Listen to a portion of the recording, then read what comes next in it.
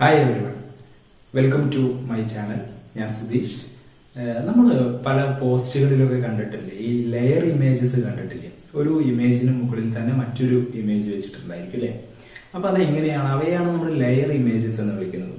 Word സോഫ്റ്റ്വെയറിൽ നമ്മൾ word ഉപയോഗിച്ച് എങ്ങനെയാണ് ലെയർ ഇമേജസ് ക്രിയേറ്റ് ചെയ്യുക എന്നുള്ളതാണ് ഇന്ന് ഞാൻ ഷെയർ ചെയ്യുന്നത്. അപ്പോൾ എൻ്റെ വീഡിയോയിലേക്ക് ഒരിക്കൽ കൂടി എല്ലാവർക്കും സ്വാഗതം. Hi everyone. അപ്പോൾ നമ്മൾ നോക്കാൻ പോകുന്നത് എങ്ങനെയാണ് ലെയർ ഇമേജസ് വേർഡിൽ നമ്മൾ എങ്ങനെയാണ് ലെയർ ഇമേജസ് കൊണ്ടുവരുന്നത് എന്നുള്ളതാണ്. അപ്പോൾ അതിന് വേണ്ടിയിട്ട് നമ്മൾ വേർഡ് ഓപ്പൺ ചെയ്യുകയാണ്. വളരെ ഈസി ആയിട്ട് നമുക്ക് ലെയർ ഇമേജസ് കൊണ്ടുവരാം എന്നുള്ളതാണ്. ഇപ്പം നമ്മൾ വല്ല പോസ്റ്ററുകളോ ബ്രൗഷറുകളോ ഒക്കെ ശ്രദ്ധിച്ച് നോക്കിയാൽ നമുക്ക് മനസ്സിലാക്കാൻ പറ്റും അതിൽ ലെയർ ഇമേജസിന്റെ ഇമ്പോർട്ടൻസ് എന്താണ്. അപ്പോൾ എങ്ങനെയാണ് ഒരു ലെയർ ഇമേജ് കൊണ്ടുവരുന്നത്? അപ്പോൾ നമുക്ക് ആദ്യമായിട്ടൊരു ഇമേജ് നമ്മുടെ വേർഡിലേക്ക് ഒന്ന് ഇൻസേർട്ട് ചെയ്യാം. അതിനുവേണ്ടി ഞാൻ ഇൻസേർട്ടിൽ പോയി ഇമേജ് കൊണ്ടുവരികയാണ്. ഓക്കെ,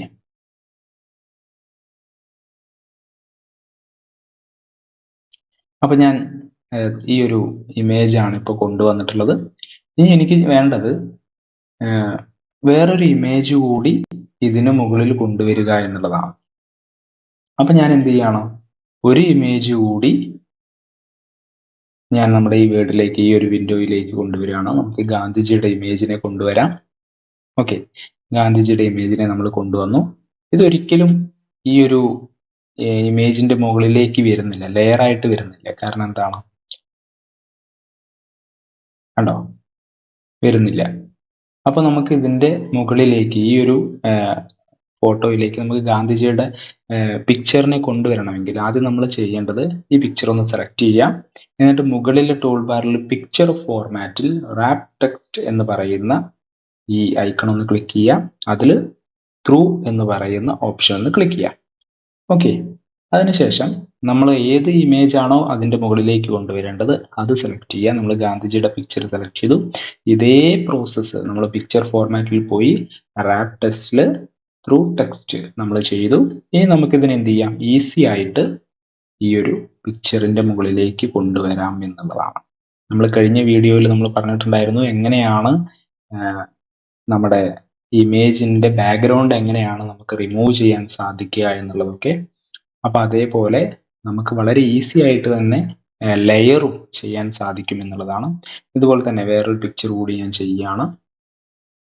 ഓക്കെ, ഇതും എന്ത് ചെയ്യുന്നു? പിക്ചർ സെലക്ട് ചെയ്യുന്നു. പിക്ചർ ഫോർമാറ്റിലെ റാപ്പ് ടെക്സ്റ്റ് ആൻഡ് ത്രൂ, ഇതും നമുക്ക് എന്ത് ചെയ്യാൻ പറ്റും? വളരെ ഈസി ആയിട്ട് ഈ ഒരു ഇമേജിന്റെ മുകളിലായിട്ട് കൊണ്ടുപോകാൻ പറ്റും എന്നുള്ളത്. ഓക്കെ, അപ്പൊ ഇത്തരത്തിൽ നമുക്ക് വേർഡിൽ എന്ത് ചെയ്യാം? ലെയർ ഇമേജസ് ക്രിയേറ്റ് ചെയ്യാൻ സാധിക്കും.